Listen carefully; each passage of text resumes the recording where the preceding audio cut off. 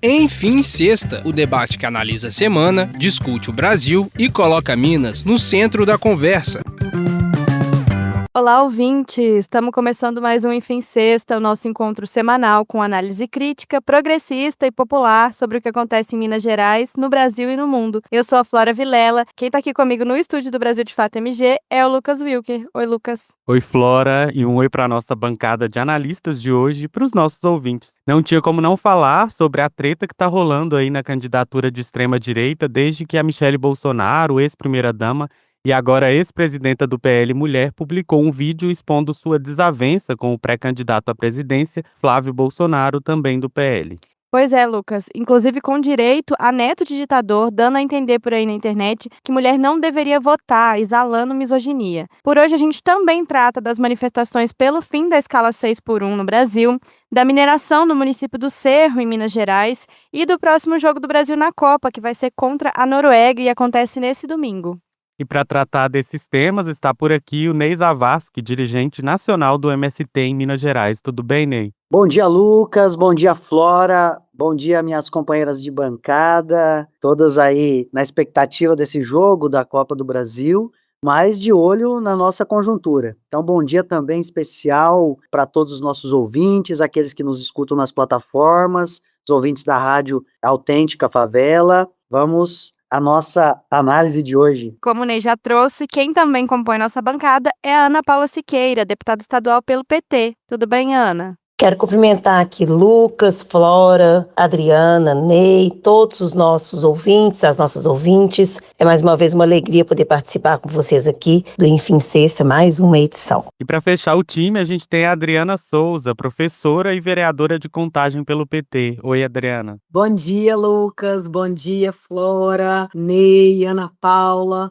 aos ouvintes que nos acompanham aí pela Rádio Autêntica Favela, mas também pelo podcast, né, Visões Populares. Estamos aí para mais um debate e para mais um jogo no final de semana. Bora!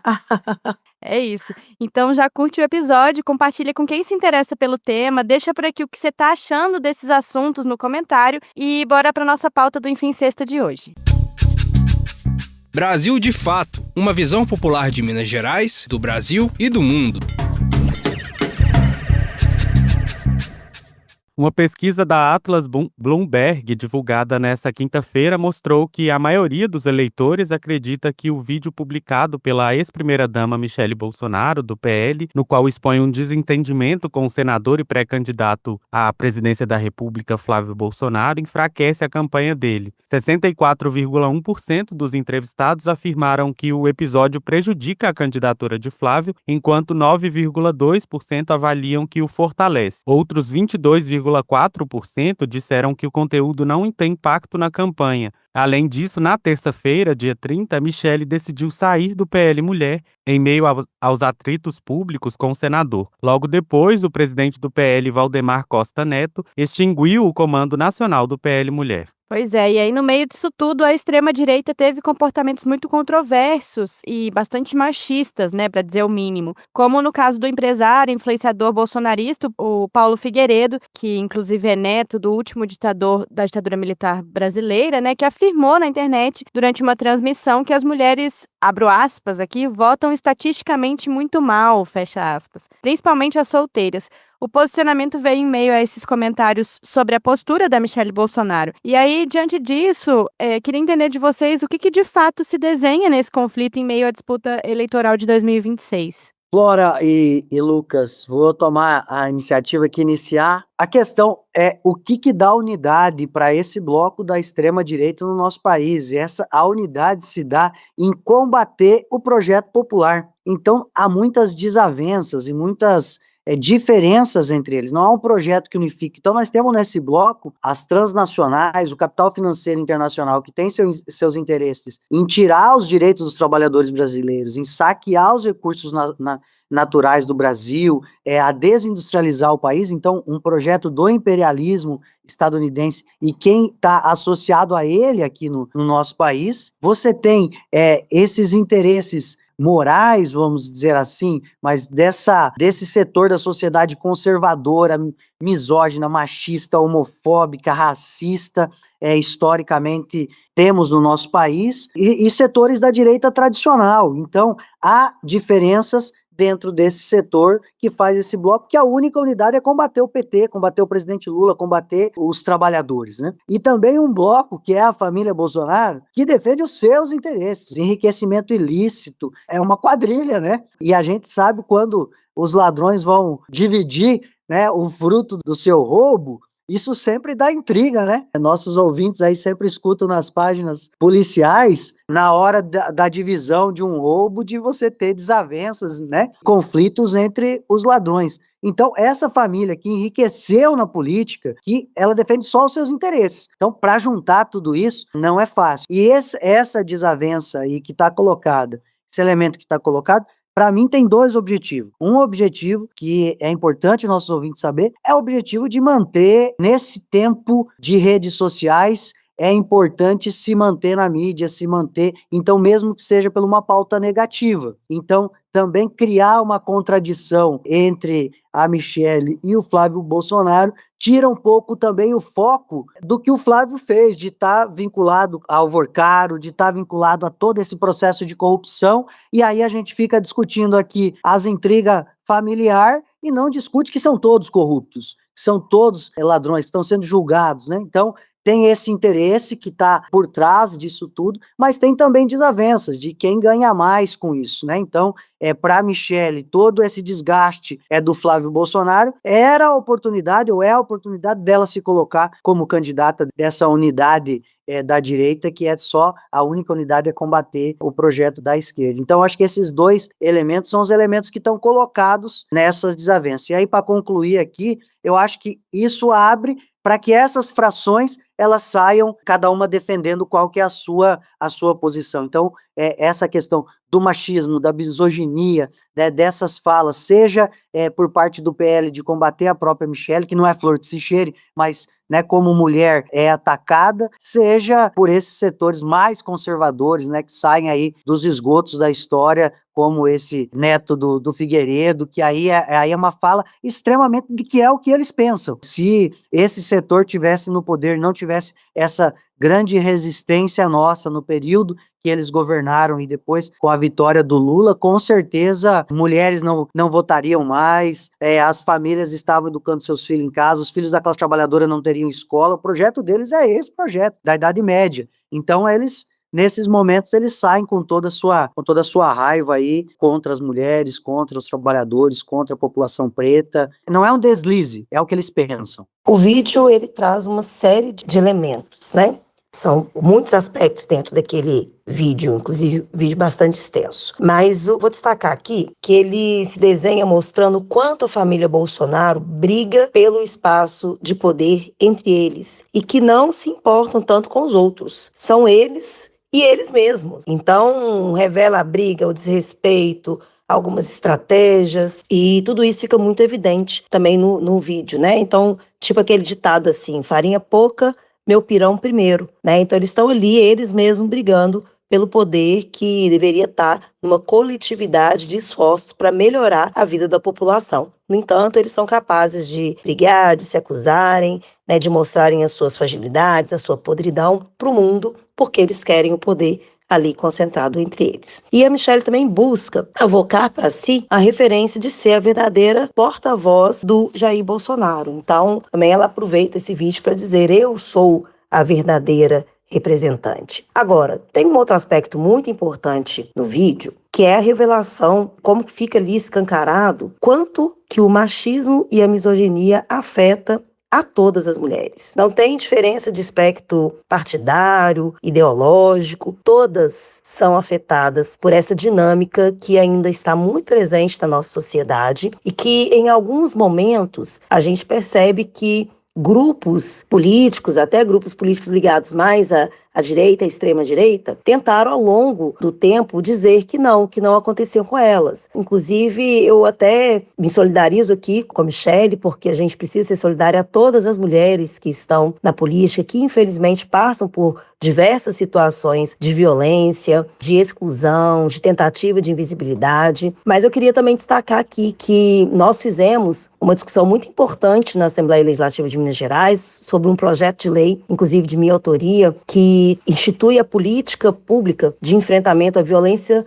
política contra a mulher. Tem uma lei pioneira aqui no nosso estado, né? O Minas Gerais saiu à frente do Brasil nessa perspectiva, mas a gente não encontrou apoio de todas as mulheres, inclusive colegionárias da própria Michelle, deputadas do PL, não quiseram assinar, não quiseram aprofundar na discussão, dizendo inclusive que essa violência não afeta a elas. E acho que esse é um ponto importante da gente chamar a atenção aqui no vídeo, porque nós estamos diante de uma situação onde há uma insistente tentativa de diminuir a participação feminina a partir da perspectiva da violência política. E eu vejo o vídeo da Michelle até ela fazendo um gesto de reconhecimento à minha atuação política, à minha luta política por mais respeito às mulheres, pela igualdade de gênero, porque toda a minha luta, toda a nossa luta frente à presidência da Comissão de Defesa dos Direitos da Mulher é buscando garantir, sim, o direito de todas as mulheres. A luta pela saúde integral de todas as mulheres. O direito à participação política de todas as mulheres. E olha, eu não deixei a minha família me afetar para que eu pudesse vir trazer essa luta para todas as mineiras e para todas as brasileiras. Então, acho que esse é um ponto que a gente precisa refletir, sim. Ela foi, sim, vítima de violência política, mas nós precisamos lutar por todas, para as que estão aqui, para as próximas que virão, para que ninguém passe por isso, e nós não podemos fazer essa luta apenas diante de uma situação que nos afeta internamente dentro do seio familiar.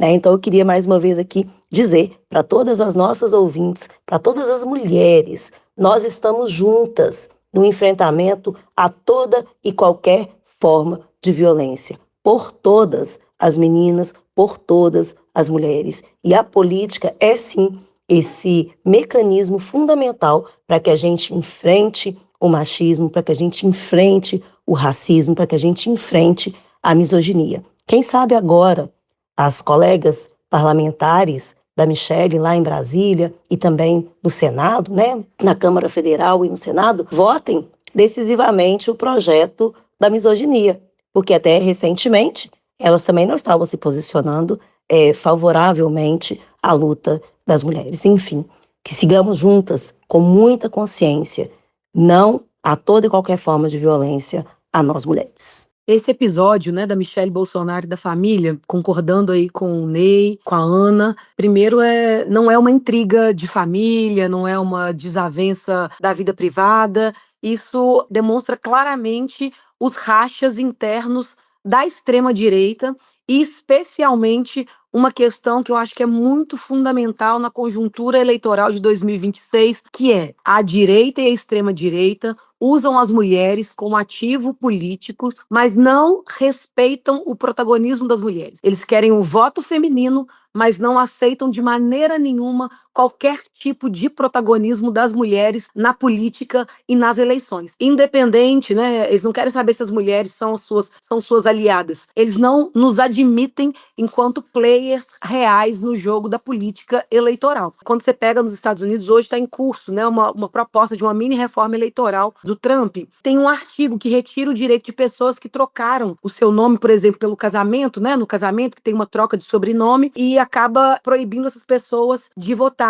já que elas não têm o nome lá da certidão. Isso retiraria o voto de mais 60 milhões de mulheres norte-americanas. Então a extrema-direita vê nas mulheres uma ameaça à continuidade do projeto autoritário que eles querem implementar, seja nos Estados Unidos, seja aqui no Brasil, e isso não é à toa. Quando o Paulo Figueiredo diz que as mulheres votam mal, está implícito na fala dele. misoginia, que ele não aceita a autonomia das mulheres, porque dizer que elas votam mal é porque elas escolheram de forma autônoma um projeto que é alternativo ao que a extrema-direita apresenta, porque a maior parte das mulheres votam no nosso projeto, votam no Lula, votam num projeto nacional de desenvolvimento, porque as mulheres demandam de maneira mais profunda o Estado, porque as mulheres muitas vezes são mães, elas precisam de políticas públicas que as auxiliem no cuidado com as crianças, com os idosos, com as pessoas com deficiência. Somos nós que lideramos esse cuidado na sociedade e somos nós que exigimos do Estado cada vez mais políticas públicas que nos ajudem a garantir uma vida digna para os nossos, especialmente nas periferias das cidades brasileiras. A extrema-direita tem muita dificuldade com a gente justamente por isso, porque eles dizem defender a família,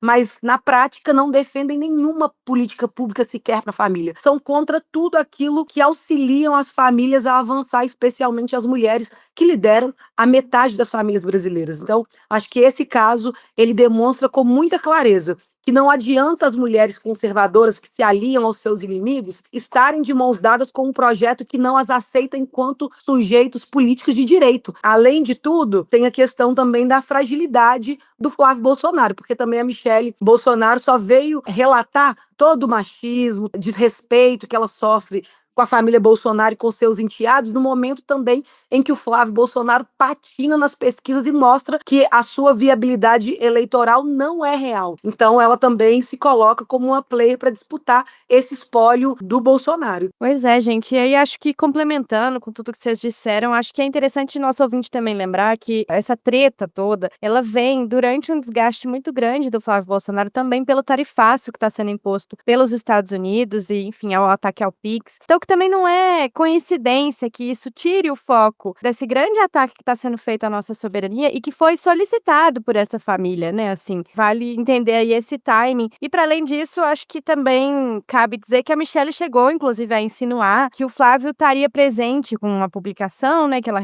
repostou, que o Flávio estaria presente em festas do Daniel Vorcaro, que é outro grande escândalo que o Flávio está envolvido e que também sai de foco quando a gente está debatendo o que seria essa confusão familiar e que, na verdade, como vocês bem disseram, nada tem de confusão familiar, né? Perfeito, Flora. E agora, indo um pouco para as mobilizações progressistas, as manifestações pelo fim da escala 6x1 voltaram às ruas nesta terça-feira em cidades de todo o país. Protestos aconteceram para pressionar pela votação no Senado da proposta de emenda à Constituição, que foi aprovada na Câmara há mais de um mês, mas segue travada pelo presidente do Senado, Davi Alcolumbre, do União. Em Minas Gerais, os atos aconteceram em cidades como Uberlândia, Juiz de Fora, São João del Rei, Divinópolis e Teófilo Otoni. Em Belo Horizonte, a mobilização ocorreu na Praça 7. E aí queria perguntar para vocês, né, o que falta para a gente conseguir esse tão sonhado fim da escala 6x1? Como que vocês têm avaliado aí essa postura do Alcolumbre? Desde o início, né, da luta pelo fim da escala 6x1, aqui em Contagem, por exemplo, nosso mandato tem se organizado e a gente intensificou isso muito agora em 2026. Desde janeiro, a gente vai semanalmente às ruas em várias regiões, bairros aqui de Contagem, também na região metropolitana. O nosso mandato já esteve em Ribeirão das Neves, no Barreiro, em BH, em Santa Luzia, rodando mesmo para a gente poder ampliar a mobilização popular em torno dessa pauta. Então eu diria o seguinte: as pesquisas já apontam que mais de 70% da população aprova o fim da escala 6x1. Então é uma pauta que tem um apoio massivo da população. A gente já teve a vitória na Câmara Federal. O Senado está sentado em cima da PEC e não deixa ela avançar porque quer negociar, quer barganhar com o governo Lula, que já fez todos os esforços possíveis e teve essa grande vitória na Câmara Federal de aprovar o fim da escala 6x1. Então eu diria que a gente precisa seguir nas ruas e ampliar a mobilização popular e a pressão em cima desse Senado, que tem sido, infelizmente, um obstáculo aos avanços das pautas populares no Congresso. Recentemente, a gente teve uma movimentação do setor patronal. Se organizaram, fizeram uma carta que eles, né, uma piada, chamaram a carta para o Brasil que acorda cedo. De fato, os trabalhadores e trabalhadoras da escala 6x1 acordam muito cedo, especialmente aqueles que vivem em regiões metropolitanas, como é o nosso caso aqui de Contagem, que além de trabalhar 6 dias por semana, ainda perdem 4 horas do seu dia em transportes coletivos que praticamente inexistem, mostrando que a luta pelo tempo do trabalhador e da trabalhadora é central nessa quadra histórica. E como é que os patrões se colocam? Eles pensam que são donos do tempo e da vida do trabalhador e da trabalhadora. Porque nessa carta, eles pressionando os senadores, dizem que a nossa proposta com o fim da escala 6x1 engessa a legislação trabalhista, o tempo do trabalhador, e não permite ao trabalhador negociar livremente com o patrão, né? Como se o trabalhador fosse bobo de achar que ele tem as mesmas condições de negociar o tempo que ele pode ou não trabalhar. E quando a gente defende o fim da escala 6x1, a implementação da escala 5x2, nós não estamos aqui impedindo que o trabalhador possa trabalhar mais. Ele pode, só que ele vai fazer hora extra e vai receber a mais por isso. E essa discussão, ela já está vencida, porque o povo já entendeu que isso não existe, que isso é conversa fiada. Agora, eu diria que falta ao nosso campo ocupar mais as ruas, as redes com essa pauta. Essa é a nossa pauta central, inclusive é uma pauta que a gente vai fazer uma entrega civilizatória para o povo brasileiro, mas para isso a gente não pode sair das ruas. Quero concordar aqui que já em outra edição aqui do nosso papo, eu já expressei isso, que essa conquista será dos trabalhadores na rua, na luta popular, na pressão. Então precisamos, né, concordo com as falas aqui, que a gente precisa mobilizar, esclarecer os trabalhadores, mesmo aqueles que não são da escala 6x1, aqueles mais precarizados que estão na escala 7x0, que aprovar o fim da escala 6x1, amplia os empregos, então aumenta o tempo de descanso das pessoas, o tempo livre, isso que a Adriana sempre traz, né, do direito do trabalhador, principalmente das periferias das grandes cidades, de ter o tempo com a sua família, e isso então será conquistado na rua, com muita luta, com muita pressão. E foco aqui é na questão da postura do Alcolumbre. Estou aqui nessa bancada maravilhosa com duas pré-candidatas, né? Não sou pré-candidato, não sou candidato, então me dou bem ao direito aqui de dizer a necessidade de nós ampliar as bancadas que defendem os trabalhadores. Então aqui não estou fazendo uma fala para mim, estou fazendo uma fala para o povo brasileiro, para quem está nos ouvindo, da necessidade de derrotar. Porque qual é a postura do Alcolumbre? A quem ele deve satisfação? Não são os trabalhadores nem do Estado que ele representa. Ele deve satisfação ao empresariado, ao capital. E é esse Congresso, que a gente já disse que é um Congresso inimigo do povo, eles vão fazer de tudo, todas as manobras possíveis para derrotar o projeto dos trabalhadores. E se nós estiver na rua, fortalecido, pressionando, eles não têm como recuar. Então, ele está fazendo essa operação para atrasar ao máximo o projeto, para tentar desconfigurar o projeto. Então, eles já tentaram, nessas manobras, dizer, tá bom, acaba com a escala 6x1, mas a mudança só daqui a 20 anos, 30 anos, um processo gradual. Ou acaba com a escala 6x1, mas vamos saquear o Estado, então o Estado vai ter que isentar os empresários de imposto, vai ter que compensar essa perca dos empresários. Ninguém está pensando em compensar a perca dos trabalhadores, de ter trabalhado e de trabalhar exaustivamente nas jornadas de trabalho que são praticadas no nosso país. Então, qual é o interesse? Enfraquecer o governo, enfraquecer o projeto do presidente Lula e não deixar com que os trabalhadores tenham mais direitos, né? E nesse caso, tenham o direito ao seu tempo. Essa é a postura do Alcolumbre. Então, é sentar em cima do projeto, é atrasar o máximo possível, com o interesse claro de favorecer ao setor do empresariado e não favorecer os trabalhadores. É isso, tá certíssimo, gente. Então, dito isso, espera um momentinho que a gente já volta logo depois da vinheta continuar nosso papo. Brasil de Fato, uma visão popular de Minas Gerais, do Brasil e do mundo. Bom, gente, e aí trazendo o assunto aqui para Minas Gerais, mais de pertinho, a circulação de uma informação sobre uma suposta concessão da licença ambiental para o projeto Cerro da Herculano Mineração desencadeou uma nova onda de questionamentos sobre o processo de licenciamento de vários empreendimentos no município do Cerro, em Minas Gerais. A notícia começou a se espalhar na última sexta-feira, dia 26, por meio de integrantes da Associação Quilombola de Queimadas, antes de qualquer publicação oficial por parte dos órgãos ambientais do Estado. A repercussão também levou movimentos populares, moradores, parlamentares a cobrarem explicações sobre a condução do licenciamento. Pois é, e após pressão da deputada Bela Gonçalves, do PT, e de movimentos populares como o MAN e a Federação Ngolo, Nessa terça-feira, o Ministério Público de Minas Gerais publicou um despacho que investiga possíveis irregularidades no licenciamento ambiental do projeto Cerro, conduzido pela mineradora Herculano. Diante disso, queria perguntar para vocês quais que são os principais desafios que a aprovação de um projeto como esse no Cerro pode trazer para o território, né? E o que esse vazamento de informação aí indica sobre a relação entre o governo de Minas e as mineradoras. A questão do licenciamento ambiental em relação à mineração, ela é algo que está sempre nos nossos debates aqui. Tem outras bancadas que têm muita qualidade aí, então convido também os nossos ouvintes a escutar todas as sextas, porque como a gente faz a variação aqui da bancada, né, tanto de companheiros e companheiras do próprio MAN, do Movimento pela Soberania Popular na Mineração, quanto outros parlamentares que acompanham essa pauta no dia a dia. Mas eu aqui queria falar sobre a questão do licenciamento e da pressão que nós sofremos, então, na conjuntura, né? Todo mundo, nós já também debatemos aqui essa questão da pressão internacional sobre os minérios, sobre a mineração, essa crise internacional, né, dos Estados Unidos, dessa ascensão da China e dessa corrida que isso causa pelos recursos naturais, pelos minerais críticos, os minerais que são fundamentais para essas novas tecnologias que vão, né, desenvolvendo aí o capitalismo. E nós aqui em Minas Gerais, que somos o povo que está em cima de maiores reservas de vários minerais, sofremos a pressão disso. Para essas empresas transnacionais, para esse setor do capital, nós não somos nada. Melhor, nós somos um problema, um estorvo, né? Então, o que é uma comunidade quilombola que está em cima de um território que tenha minério para eles? É um problema e é tratado como problema. O problema para a mineração é o povo mineiro.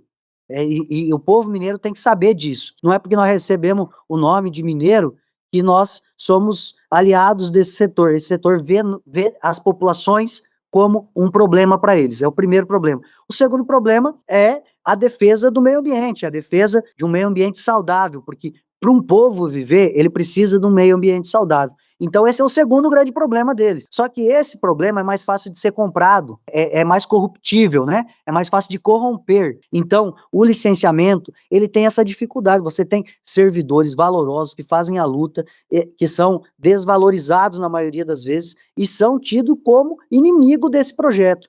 Então esse caso da Herculano no Cerro, primeiro é para a população do Cerro, para esses trabalhadores, para essas comunidades, o que indica de impacto? É que cada um de vocês aí, companheiros e companheiras do Cerro, povo do Cerro, né, quem tem parente nessa região, mas para nós mineiros, que nós somos um atrapalho para eles. Então, eles vão tirar o direito nosso, eles vão nos tirar. Esse é o primeiro impacto, eles querem nos tirar desse lugar para poder arrancar as riquezas do subsolo.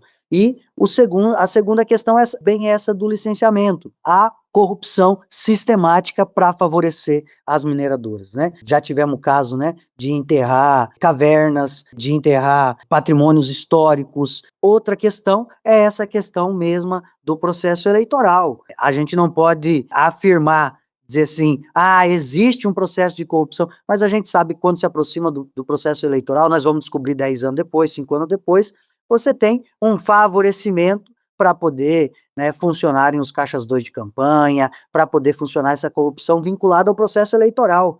Concordando aí com o Ney, né, o caso do Cerro é um caso que ilustra de forma clara como funciona o setor mineral como um todo em Minas Gerais e a sua relação de desrespeito absoluto com o território, com as comunidades quilombolas, com a população local. Então, hoje, esse vazamento da informação, inclusive, ele diz de uma forma como a mineração está estabelecida em Minas Gerais desde o período colonial. Então, o Cerro, que é um patrimônio histórico, é uma cidade rica em água, biodiversidade, em diversidade do seu povo, da sua gente, que carrega a história e a ancestralidade de um povo quilombola como o povo de Queimadas, e são simplesmente ignorados ou tratados como um problema que precisa ser retirado, como bem colocou o Ney. Então não respeitam, né, um artigo constitucional como é a consulta livre, prévia, informada, e isso é um histórico do governo Zema e Simões, de desrespeitarem direitos constitucionais das comunidades quando se quer, né, dizer do seu território. Então, não admitem a soberania do povo sobre o seu território. Então, essa é a realidade. Eu acho que a gente precisa utilizar o caso do Cerro como um caso emblemático que diz do que nós precisamos mudar na mineração em Minas Gerais. A gente não pode mais seguir aceitando que a mineração em Minas ela continue como no período colonial, o nosso ouro enriquecendo a coroa portuguesa, depois a coroa inglesa, depois o nosso ferro enriquecendo a Inglaterra, depois os Estados Unidos, e hoje o debate sobre o nióbio, o lítio do Vale do Jequitinhonha, por causa da transição energética, as terras raras em função da transição tecnológica e digital, seja colocado no mesmo modelo, um modelo que historicamente nos insere na economia mundial de forma subordinada, a serviço dos interesses de outros povos e outras nações, no caso agora os Estados Unidos. A luta pelas terras raras, a luta pelo lítio no Vale de Jequitinhonha, a luta do Cerro, a luta contra a mineração predatória é uma luta histórica do nosso povo e se liga diretamente à questão da soberania e da democracia no nosso país. Da democracia, porque não é possível a gente aceitar nem a mineração predatória e nenhum tipo de modelo de desenvolvimento que não respeite a soberania popular e o direito das comunidades decidirem sobre o seu próprio território. E com relação à soberania, é porque nós precisamos ter um projeto nacional de desenvolvimento em que as nossas riquezas elas estejam a serviço do nosso povo e não dos interesses estrangeiros. Então a gente precisa romper com esse modelo de mineração que está estabelecido em Minas Gerais desde o Brasil colônia. É preciso pensar um projeto nacional de desenvolvimento onde a mineração em Minas Gerais, que hoje representa apenas 4% do PIB brasileiro, justamente porque é utilizada no seu formato primário agrário exportador. Enquanto a gente não tiver uma cadeia de refino, uma cadeia de valor agregado, as riquezas que a gente tem naturais, elas nunca serão utilizadas para enriquecer o nosso povo e a nossa gente, por um projeto verdadeiramente nacional de desenvolvimento. Nós não podemos mais ficar vendendo as nossas riquezas para enriquecer outras nações, outros povos, em detrimento da nossa gente que só fica nas cidades, com a poeira, com a lama, com as mortes das pessoas, dos nossos biomas, das nossas faunas e das nossas floras. Então, esse modelo a gente não pode aceitar, nem no Cerro, nem no Vale de Jequitinhonha, nem no sul de Minas com as terras raras. É um modelo que a gente precisa romper e apresentar um modelo de desenvolvimento para o nosso povo em Minas Gerais, derrotando a continuidade do governo Zema com Simões e garantindo a reeleição do presidente Lula, ampliando aqui na Assembleia de Minas as bancadas que deem conta de fazer esse debate, de fazer esse enfrentamento e que pensem um outro projeto de desenvolvimento para Minas Gerais, que tire Minas Gerais do fundo desse poço de crise fiscal e de presa fácil de uma mineração predatória que está a serviço de interesses estrangeiros e não dos interesses do povo brasileiro. A Operação Rejeito já evidenciou que o governo de Minas age como despachante das mineradoras. É isso que vimos na Serra do Curral com o Libera Geral que o Zema fez aqui. A concessão da licença ambiental está sendo simplificada e agilizada de todas as formas possíveis, sendo tratadas como mais um papel a ser assinado, sem nenhum rigor de análise de impacto da mineração na vida da comunidade. O que está em jogo é a vida da população, porque a degradação do nosso patrimônio ambiental afeta diretamente a garantia de água. Nós vamos seguir acompanhando de perto as investigações do Ministério Público e somar forças para impedir o avanço de mais uma cava de mineração no nosso estado. É isso, gente. E aí, em diálogo com o que vocês trouxeram, enfim, para o nosso ouvinte que quiser entender melhor o que é a Operação Rejeito, que todo mundo citou, e onde está essa corrupção, o Brasil de Fato MG tem uma cobertura ampla sobre esse assunto. Você pode ir lá no nosso site procurar, ou jogar no Google Operação Rejeito Brasil de Fato MG e você vai ter uma explicação mais detalhada de o que é esse processo, como ele foi descoberto, enfim, e como ele se liga a tudo isso que a gente tem falado. Outra questão que também dá para se aprofundar, a gente fez um Visões Populares no nosso programa de entrevistas há algumas semanas atrás com o Gilson e o Estevão, que escreveram um livro contando sobre esse processo de desmonte do estado de Minas e como que, principalmente pensando nessa regulamentação ambiental que vocês comentaram, né, isso está sendo operado pelo governo a fim de favorecer de fato as empresas, as mineradoras. Então, que também nessa entrevista a gente conversa sobre essa relação no mínimo suspeita do governo Zema Simões com o empresariado. Então, se você quiser se aprofundar, É só procurar o Visões Populares lá no Spotify ou no YouTube. Bom, e aí, chegando ao fim aí da nossa entrevista, rapidamente, só pra gente não dizer que não falou sobre o assunto, depois de uma classificação super emocionante contra o Japão no último sábado, assim, ficamos todos com o coração na mão. A seleção brasileira vai agora para outro duelo decisivo de oitavas de final da Copa do Mundo, que vai ser contra a Noruega. O jogo está marcado para esse domingo, dia 5, às 5 horas da tarde. E ele acontece em Nova Jersey, lá nos Estados Unidos. E aí, queria saber de vocês qual que é a expectativa para esse próximo jogo e como que vocês vão assistir esse jogo no domingo. Ah, Brasil e a Copa do Mundo, né, gente? Como boa atleticana que sou, eu digo, eu acredito, né? Não vai ser jogo fácil, mas a seleção tá indo bem e vai ganhar. Então a minha aposta é bem pé no chão, mas com muita confiança, hein, gente? Brasil, 1-0 e segura o jogo e vamos pra cima. Eu tô com as expectativas elevadas, né? A gente chegou nessa Copa assim, meio de mansinho, né? Empatamos, ficamos meio com o pé atrás, mas agora já tá todo mundo sonhando alto com o Hexa. Eu acertei o último placar de 2-1, então eu já vou aqui chutar o placar de 1-0, já combinado com o Ney. Desejo aí para quem tá, né, quem tá em casa, quem tá nos ouvindo, que no próximo domingo vá às ruas com os nossos símbolos, defendendo o nosso país no futebol, mas também defendendo o nosso país, a nossa gente, na política, pensando no tamanho dos nossos sonhos, do nosso povo, na nossa capacidade, que é no futebol, mas que é na cultura, que é na arte, que é no mundo do trabalho, para que a gente vá com esse espírito verdadeiramente brasileiro, defendendo os nossos, para a gente poder sair vitoriosos no futebol,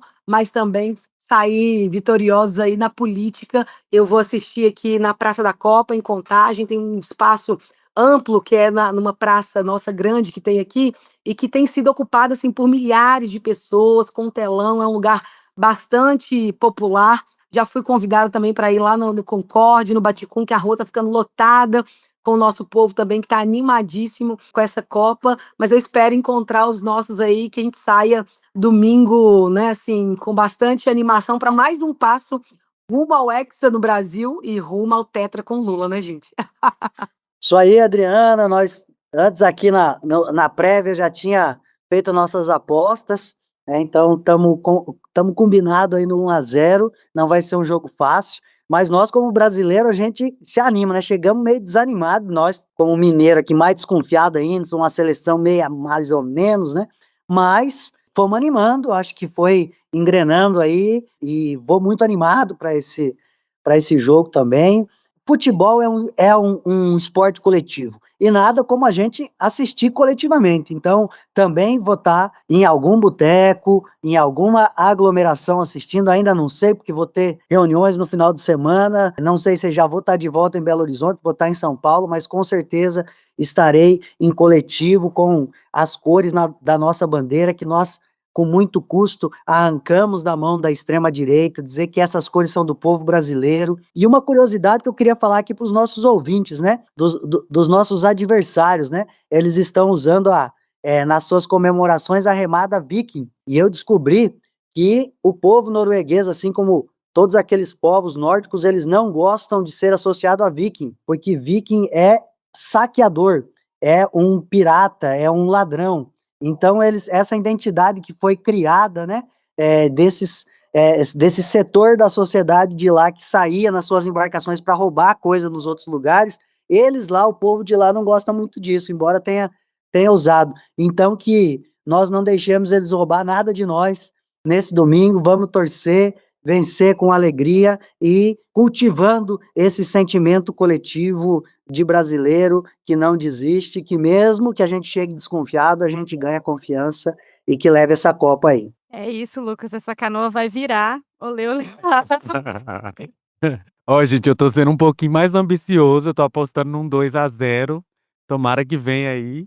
Eu vou repetir o meu palpite do 2-1, hein? Que é pra poder ter uma emoção ali, mas a gente seguindo na Copa. Então, dito isso, com essa expectativa aí pro nosso jogo de domingo, nosso Enfim Sexta fica por aqui. Queria agradecer a participação aí do Ney, da Adriana e da Ana Paula. E na primeira semana do mês que vem, vocês estão de volta aí para comentar as notícias por aqui. É isso aí, gente. Obrigada, Lucas. Obrigada, Flora, Ney, Ana Paula, essa bancada aguerrida, combativa nossa aqui da primeira sexta do mês. e agradecer cada ouvinte que ficou com a gente aí, da Rádio Autêntica, também do podcast Visões Populares, que acompanha os nossos debates e que verdadeiramente torce e luta pelo Brasil. Um grande abraço, pessoal. Eu quero aqui agradecer, gente, a oportunidade de mais um belo programa como esse, com análises aprofundadas. Agradecer Lucas, Flora, companheira Adriana, Ney, todos os nossos ouvintes. E segue a gente nas redes sociais. Meu Instagram é @AnaPaulaSiqueiroOficial. E segue lá o nosso dia a dia, vocês vão ver o trabalho bacana que a gente tem feito lutando aí por todos e todas, por Minas Gerais e pelo Brasil. Beijo no coração, até o próximo. Abraço, Adriana, abraço, Ana. Um abraço especial, então, também para todos os nossos ouvintes. Muito obrigado aí ao Lucas, à Flora, que conduziram muito bem essa bancada aqui e esse podcast. Esperamos que todos os nossos ouvintes aí possam estar ouvindo de novo, replicando, mandando para seus amigos, para que a gente possa realmente debater a nossa sociedade. Então, agradeço a todos os nossos ouvintes.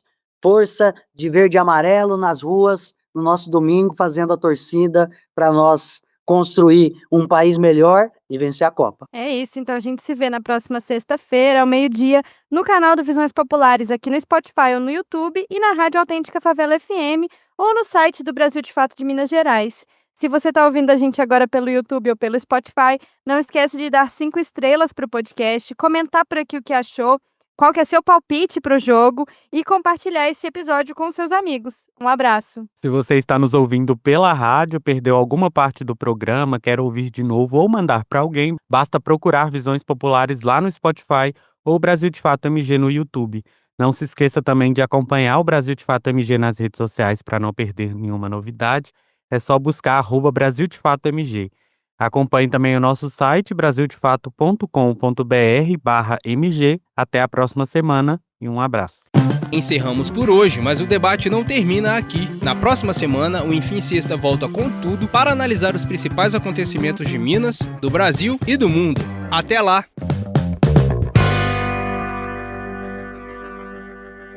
Esse episódio do Enfim Sexta teve a apresentação de Flora Vilela e Lucas Wilker. A produção é do Lucas Wilker. O roteiro e a edição de áudio ficam por conta da Flora Vilela, com a divulgação da Lucileia Miranda.